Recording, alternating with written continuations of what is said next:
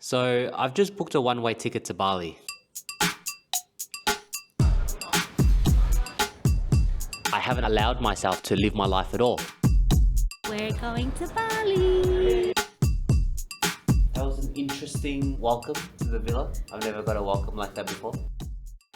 I don't really know how to say this because this wasn't planned. I've literally just booked it in the spur of the moment. And my raw thoughts right now is that for the last year, I've been really wanting to travel a lot more. And not only travel, but I've really been wanting to spend a longer period of time overseas. I think over the last 6 months, every single week, I find myself looking at plane tickets. I find myself on Airbnb looking at places to stay at, and I've never really gone through with it. And when I reflect on why, there's a couple of reasons that have stopped me. Number one is there is this raw guilt that I feel around leaving my parents and leaving my family. I know that they will be completely okay with it and completely supportive of it, but there's just this fear that, like, what if I go away and, something happens to them and I wasn't there? There's kind of that irrational fear.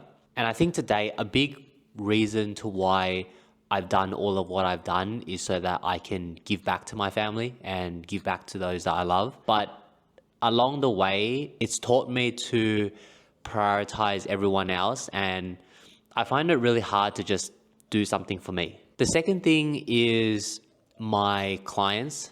I don't know why I feel this way, but I feel like I don't want my clients or my followers on social media to have this perception where I'm just this guy that gets to live an extravagant life. And I have a really big fear around being seen as surface level or superficial. Over my years of social media, I've tried really hard not to show off my physique. I try not to talk about money.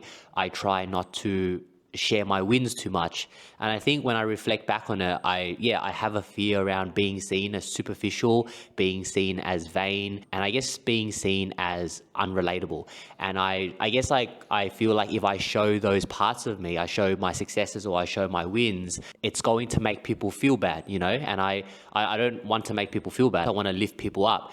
But I also understand that, again, that comes at the cost of me. Like, there are things that I would love to share, right? But I feel like I can't share it because of the fear that people are going to think of it some type of way. And I just need to stop operating from that place. Some people may form their judgments, but I hope that some people will be able to draw inspiration from it. And that's the whole reason to why I started this YouTube channel in the first place, to just really share more behind the scenes. So I guess my fear is, like, if I start traveling and I get to, like, go out, like, go away and I guess enjoy my life, like, my clients are going to think some way of it, or they're not going to think that I'm present with them, or my followers are just going to think that I'm just like this rich guy that gets to travel and I scam people. Like, I think I have a fear that people are going to perceive me that way, but at the end of the day, that's not the truth. I've traveled a couple of times, and every single time I've traveled, I've still done check-ins. I've still spoken to clients every single day. I've still ran the business. I've never let that part go. And it's so crazy when I reflect on it, because so many people take this path of trying to build a business, trying to achieve a level of financial freedom so that they can go travel, so that they can go live their life. And I feel like I've done that, but I haven't allowed myself to live my life at all.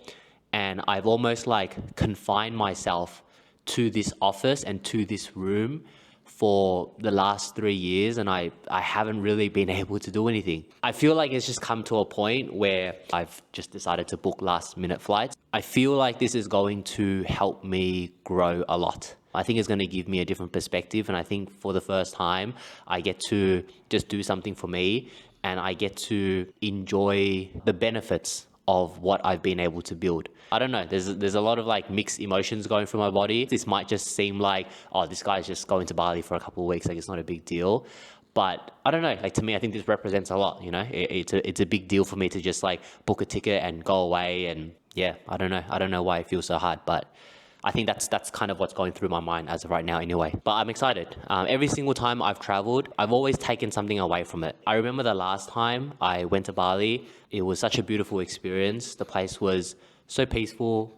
The people were so nice, and yeah, I want to use it as a trip to just really be in my own space and just think, just do a lot of thinking and reflection. So the good news is that these vlogs will probably be a lot more fun now, a little bit more adventurous as I go away for the next couple of weeks.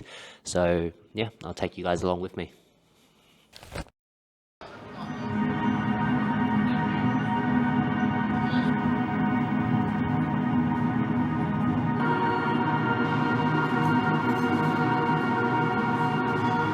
We're going to Bali.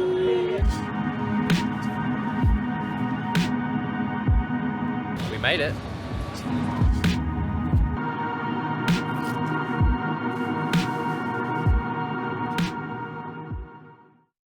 So we just got to the hotel. We spoke to Dewa. He was telling me about the property development in Bali right now. He was borderline trying to convince me to buy a property here.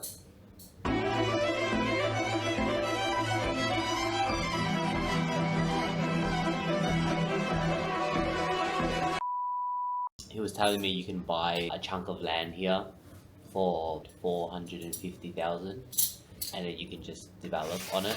The development and the building would probably cost like what is that, 400, 450, and then he was like, you can sell it for like 3.5 billion rupiah easily, which is around $2 million Australian. So you buy the land and develop it for like 850k, and then you sell it for 2 mil. And the way that he was talking about it, he was like, oh, it's so easy. Like, you just it's literally like you just buy the land, you build it, and then you sell it, and you get $1 million profit. And I don't know, when someone speaks like that, it's very hard to trust. Nothing is ever that good. And when something's too good to be true, you know that there's something behind it. So that was an interesting welcome to the villa. I've never got a welcome like that before. Got some food. Sambal. Rice and chicken. First meal. You gotta get the protein in. God damn it. Rice and chicken again. And you got some meat skewers. And if you're in Bali, you have to make sure you get your sambals.